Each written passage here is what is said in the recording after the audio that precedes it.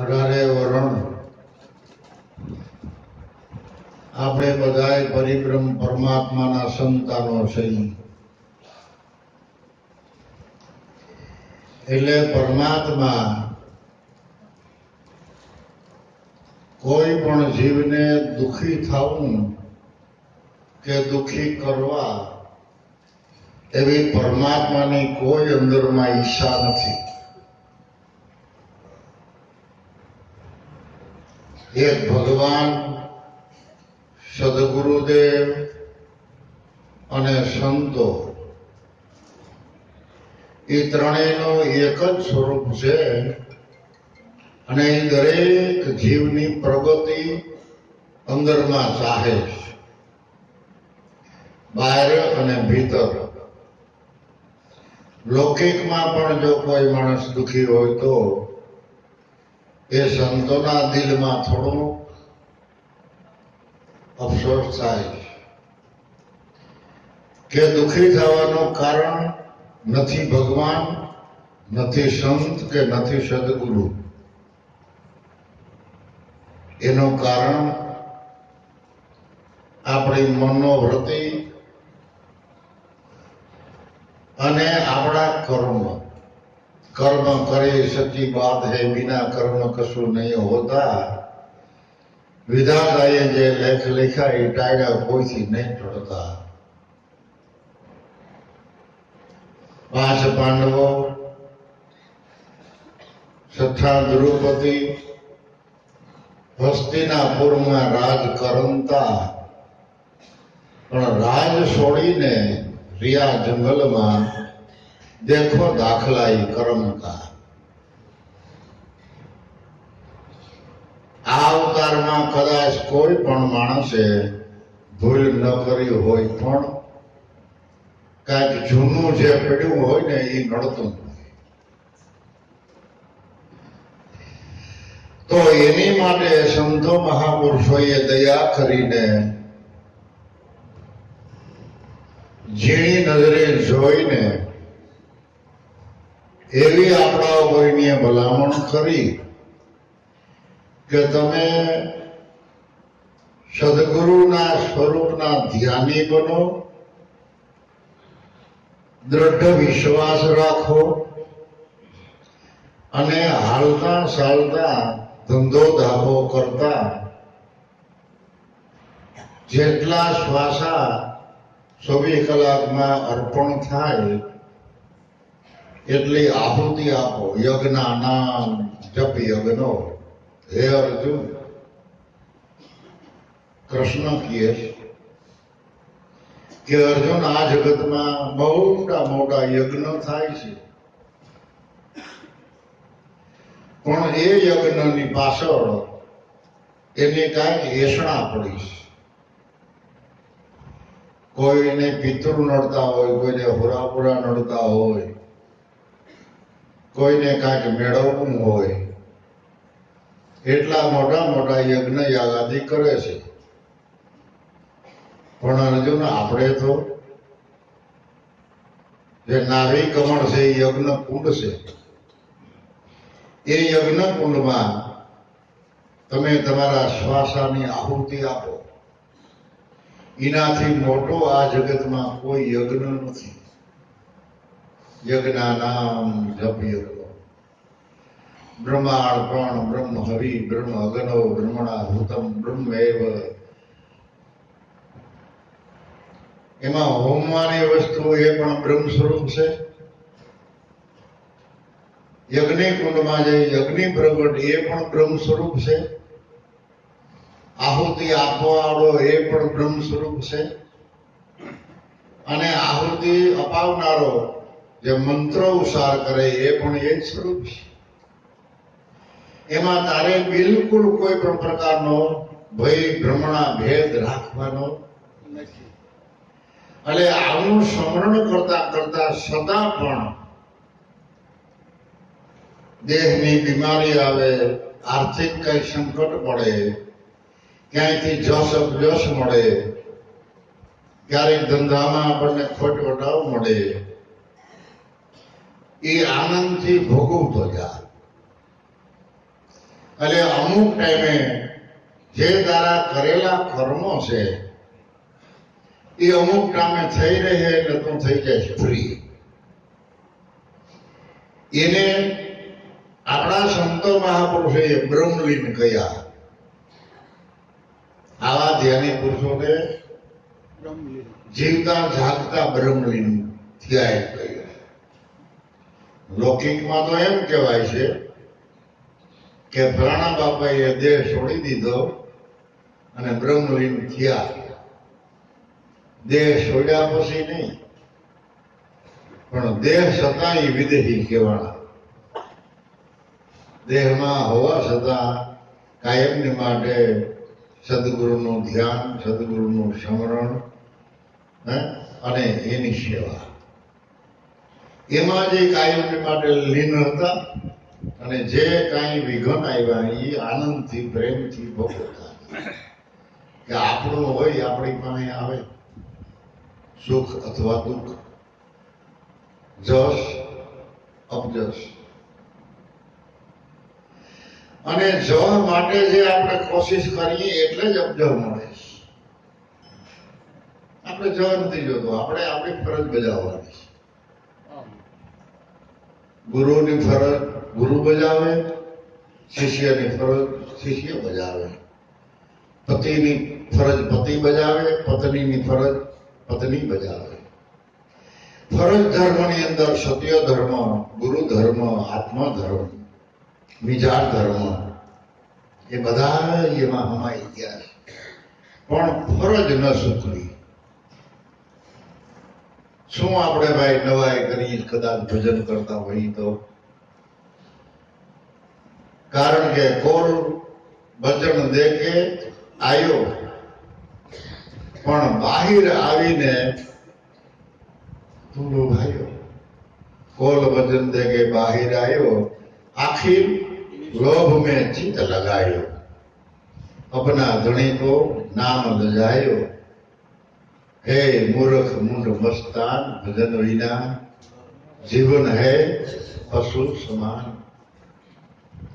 આપણે બોલ કોલે બંધાણા છે ઈ આદિ જો આપણને આવી જાય તો આપણને ભજન વાલું લાગે. પણ ઈ બોલ કોલને ભૂલી ગયા અને આ લૌકિક બોલકોલમાં બંધાઈ ગયા. નાશવંત કર્મ વાલું લાગ્યું અને અખંડ કર્મમાં થોડા બે ધ્યાને દેતા.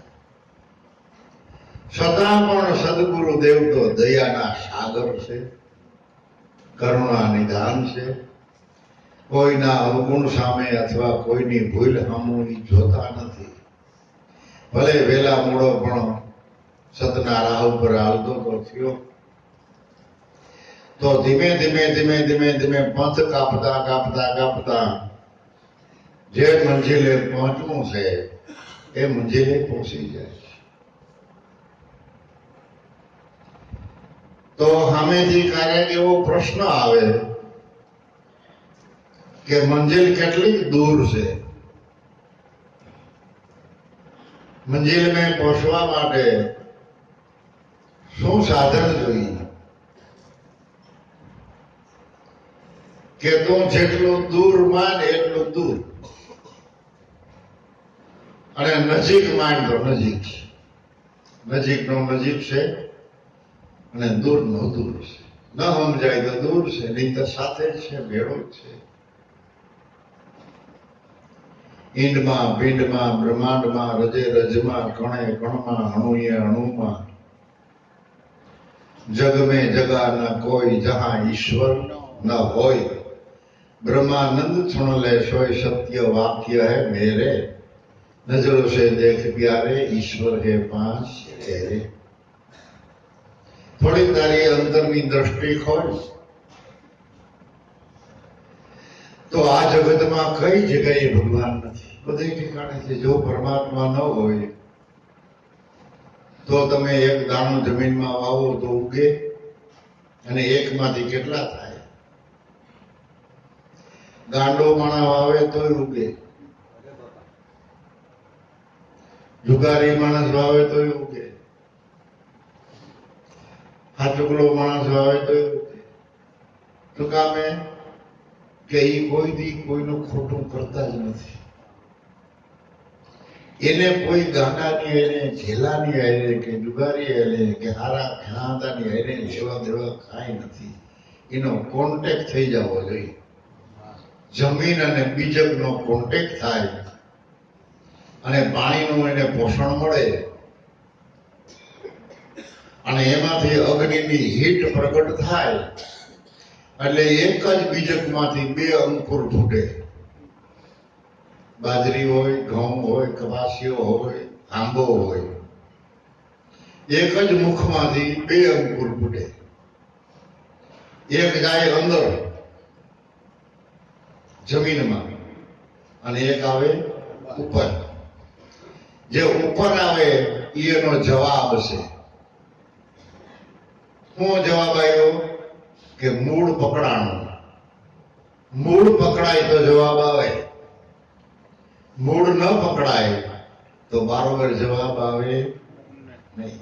એટલે જ આપણે બોલ્યા હતા ને ભજન ત્રિકમ સાહેબ નું કે મૂળને બાંધો, સુખમણા સાધો, દ્રઢમન રાખો એક ધડે.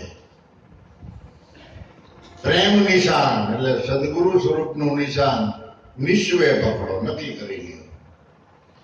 તમારે જો કઈ આગળ જવું હોય, શિખર ઉપર ચડવું હોય તો તમે એમ ચડો તો ત્યાં પહોંચાય એવું છે. એટલે નાભી મૂળ પવન વેલા, વક્તા હે ગુરુ સુણતા હે ચેલા.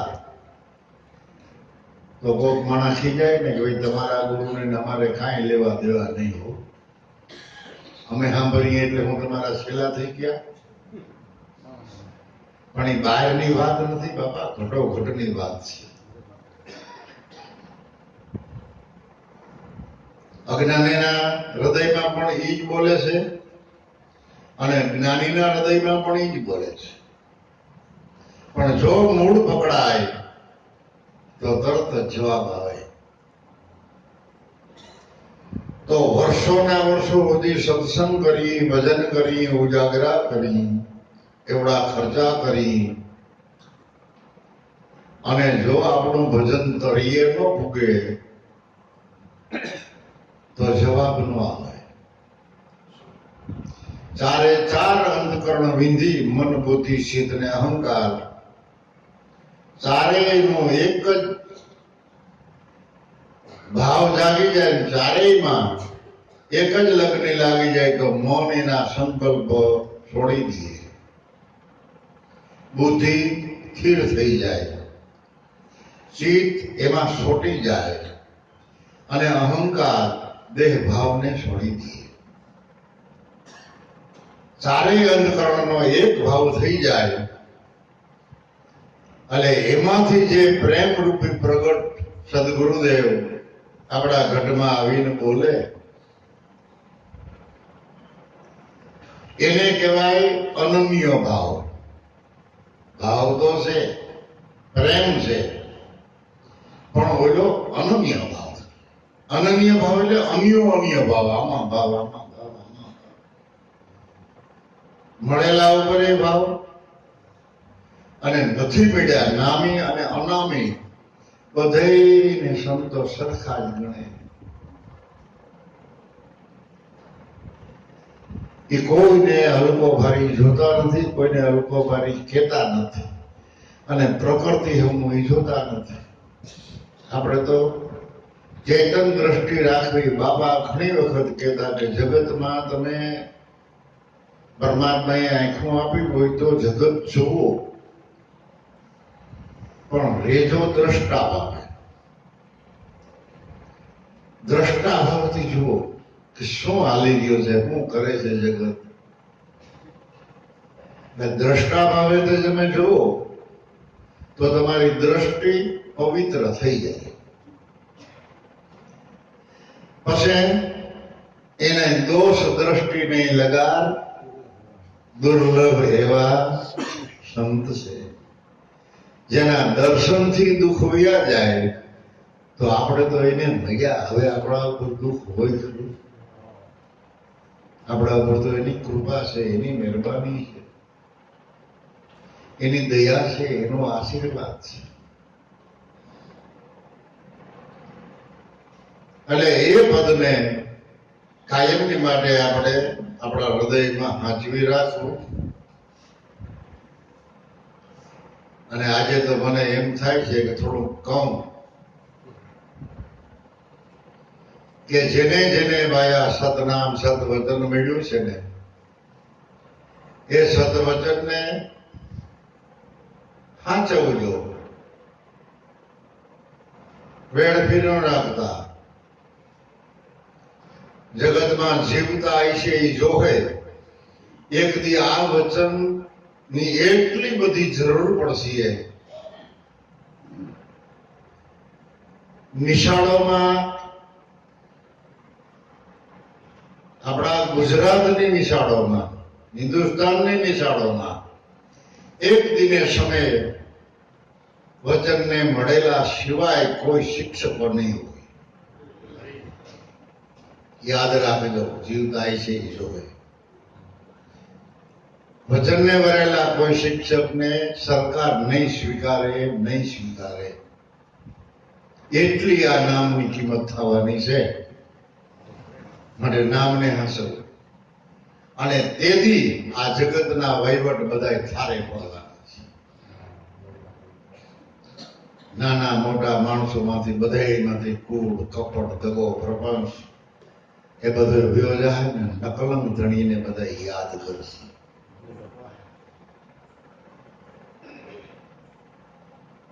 હાચવજો, બહુ કિંમત વાળી આઈટમ છે. જીવતા એ જોવે અને જેને યાદ આવશે એ યાદ કરશે. કારણ કે એ વિનાનો આ વહીવટ કોઈ દી થારે પડ્યો નથી 4 યુગમાં, અને થાળે પડવાનો નથી. એવડી એની સત્તા છે, એવડી એની મહેરબાની છે. માટે વચનને ભરેલા જે હોય એના ઉપર તો કોઈ દી સોરાશી ન હોય, એ આપણે ચોક્કસ દિલમાં નક્કી કરી લેવાનું. દૃઢ વિશ્વાસ રાખી અને વેડિકા રહેજો. આ માટે અખંડ છે આત્મ રામ, એને ઓળખી લીજીએ. દાન પુણ્ય અને દીદાર એને પ્રેમથી પૂજીએ. પછી સેવા, પૂજા અને સાર આ એક જ ધણીને ધારી. જબ રીજે ગુરુ મહારાજ, ત્યારે આ પ્રેમ પદને આપણે પામીએ. તો રીજેલા છે આપણા પર, કોઈ દી ખીજાણા નથી. એવું પદ આપણને ઓળખાયું. બાપાએ તો સાદી ભાષામાં લખ્યું કે હે ગુરુગમ જ્ઞાની, તું બની જા આ સ્વરૂપનો ધ્યાની. છોડી દે બધી આળપંપાળ, જ્ઞાની આ ગુરુગમ પદને વિચાર. હે ધ્યાની, તું આનું ધ્યાન ધરી લે, લગા. કે તું વિચાર તો કરો તને કયું પદ ઓળખાયું છે. તને પાત્ર આપ્યું છે રાજાનું, રાજાનું, અને ડાગલાની ઘોડે કાંતમાં જગતમાં રખડ. રાજા પાત્ર હોય, ભવાયા હોય, રમતા હોય, જેની રાજાનું પાત્ર પહેર્યું હોય એકદમ સ્થિર હોવું જોઈએ. અન્યાય ક્યાંય ન થાય એના જીવનમાં. પાપનું નિદાન હોય એવું જ બોલે, નથી વધારે બોલે પણ નહીં. એને પાત્ર ભજવું કહેવાય. તો આપણને આ પાત્ર આપ્યું છે. આ પાત્ર એવું ભજવો, અને જેને જેને ભજવો એને આપણે બધા યાદ કરીએ ને. નરસિંહ મહેતા, જીવણ ભગત, ગોરો કુંભાર, રવિ સાહેબ, ખીમ સાહેબ, ત્રિકમ સાહેબ, દાસો વથી, મોરાર સાહેબ, કેતા ના આવે પાર સંસારે અનેક ભક્તોની સળિયા. તમે સ્મરણ કરો, તમારી નાવડી તારે, ત્રંબક નામ આધાર, જુગો જુગમાં આ નામ છે તારણ. કેટલાક નામ લેવા, એનો પાર આવે એમ નથી. એટલાનો બધાનો ઉદ્ધાર કર્યો, એ આપણે સાંભળ્યો, એના ગુણ ગાયા, ને હવે જો આપણને વિશ્વાસ ન આવે તો હવે પુરાવા કેટલાક જોઈએ તમારે? પ્રમાણ શું જોઈએ કયો? હે? અનેક સંતો મહાપુરુષોના કામ કર્યા અને પાર ઉતાર્યા, તો હજી કાંઈક એકાદો દાખલો દો. કેનો દાખલો દેવો હવે કયો? છે કઈ પૂછવા પણ કહેવા પણ કાંઈ નથી. પણ પૂરેપૂરો પ્રેમ જો આપણામાં પ્રગટ થાય તો ઓર મજા આવે. બાકી ગડભાગને મૂકો, દોડધામને મૂકો, સ્થિર થઈ જાઓ. ક્યાં જાઓ ને તે થાકડો લઈને આવવાના થઈ. એવી જગ્યાએ જાઓ કે થાકડો કદાચ હોય તો ઝૂકો ઝૂકનો ઉતરી જાય, ભૂખ હોય તો ભૂખ ઝૂકો ઝૂકની ભાંગી જાય.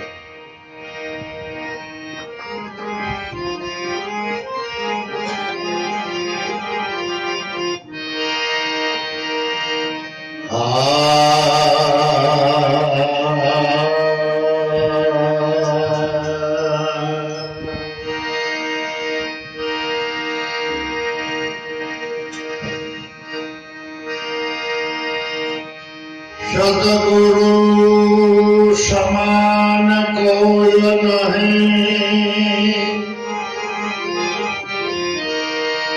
કે પરહિત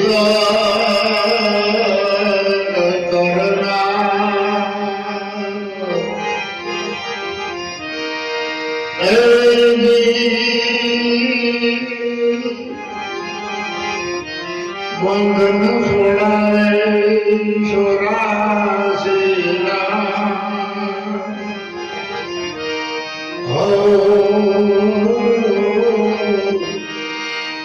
ઉતારે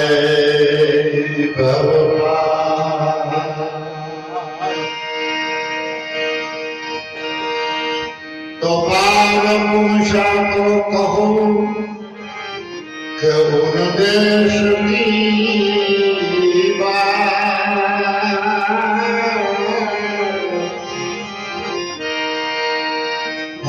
સમજે અને જો ખોટું જીવે તો એને આંખેથી જોડવા.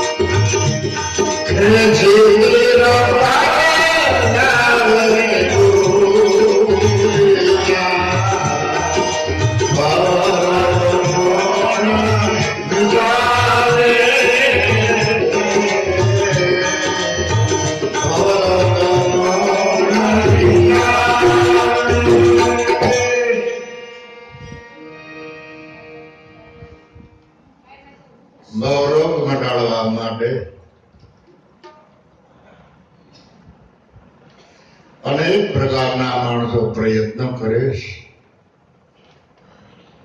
પણ સદગુરુ કૃપા વિના ભવરોગ મહારોગ મળતો નથી. ચારે ચાર યુગમાં આદિ અનાદિથી જેણે સંતોની સેવા, એનો જ મહારોગ મટ્યો. મહા એટલે મોટું. મહારોગને મટાડવા માટે મહામંત્રની જરૂર છે. કરને કો કરશે, ડર પર ધરશે, પાક નજર છે ધર પ્રીતિ. જપી લે નામ જીગર છે, બાલ ઉમર છે, જસ લે જગ में मन जीती. રહે સભર છે, ગંભીર સાગર છે, મિલે ઉધર છે પરવાના.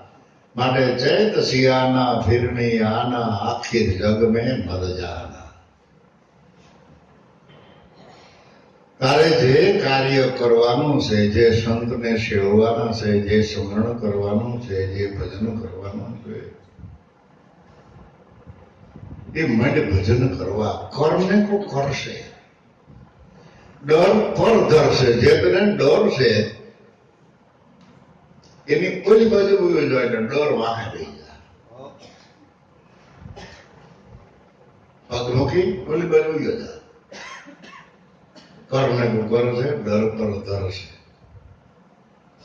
પાક નજર છે ધર પ્રીતિ. એવી દ્રષ્ટિ નક્કી કરીને જે પ્રીત બાંધો સંતો મેં, ગુરુ ભાઈલાઓ મેં, કે તમારી દ્રષ્ટિમાં ક્યારેય એમાં દોષ ના આવે, તમને ક્યારેય એમાં સંશય ન થાય. એનું નામ પાકી દ્રષ્ટિ કહેવાય. કાશી દ્રષ્ટિથી કદાચ આપણે પ્રીત બાંધીએ, ભાવ રાખીએ, તો અમુક ટાઈમે કદાચ હકડ ડખડ થવું હોય તો થાય. પણ પાકી દ્રષ્ટિથી જેને એમાં પ્રીત બાંધી છે, એમાં કોઈની સંશય ભ્રમણા થતી નથી. પાક નજર છે ધર પ્રીતિ. જપી લે નામ જીગર છે. હિંમતથી મને ભજન કરવા.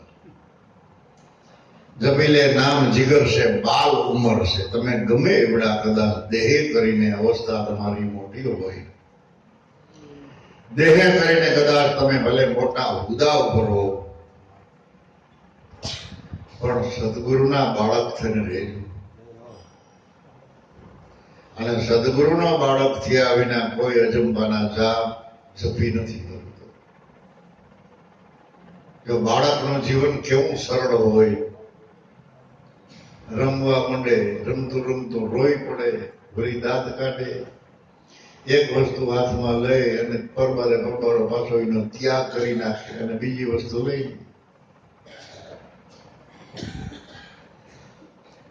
છતાં એને કાંઈ હક દખ થતો નથી.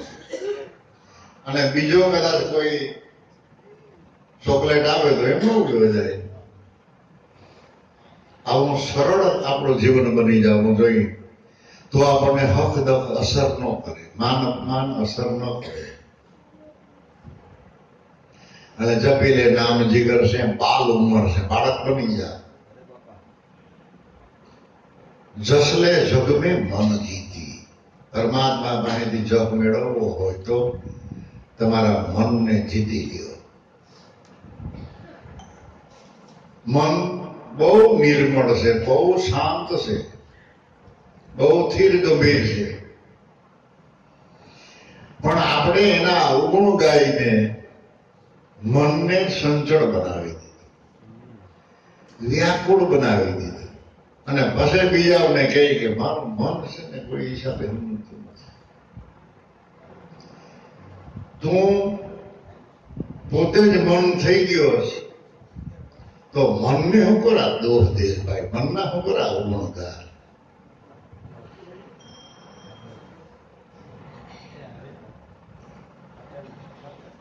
જેમ કુવામાં પાણી સ્થિર ભર્યું હોય કે ન ભર્યું હોય, તાજું હોય, તરિયા સુધીમાં મોતીડા પડ્યા હોય તો દેખાય. પણ એ કૂવામાં આપણે આખે આખા પડીએ તો પછી શું દેખાય? હે? કૂવામાં આપણે આખે આખા પડીએ તો પછી કઈ તર્યું દેખાય નહીં. અને પછી રાડ્યું નાખીએ, અમને ગોગામાંથી કાઢો, મને કાઢો, તે પણ મૂર્તિ પીડ્યા શું કરવાય? એમ આપણે મનની અંદર આખે આખા પીડ્યા હોય ને પછી મનને દોષ દઈએ કે મને ઉડાડે. નકર મન તો તાજું, સ્થિર અને નિર્મળ છે. એના અવગુણ ન ગાવ, એને દોષ પણ ન આપો. સ્થિર જ છે. તમે તમારી રીતે ભજન કરો એટલે જસલે જગ મેં મન જીતી રહે. સભર છે, બધે ભેળું રહેવાનું. આગા વાલા કુટુંબ કબીલા સંસાર વ્યવહારમાં બધેમાં રહેવાનું. રહે સભર છે, બધે ભેળો રહેવાનું. કેવી રીતે? ગંભીર સાગર છે. આ દરિયો કેવો ગંભીર છે, સલકણો કોઈ એવું રહેવાનું. અને હા, એવડો પણ છે દરિયો, આખી દુનિયામાં તો પડે તો હમાઈ જાય એવડો છે, છતાંય કોઈથી કોઈને ડરાવતો નથી. એવું સ્થિર રહેવાનું.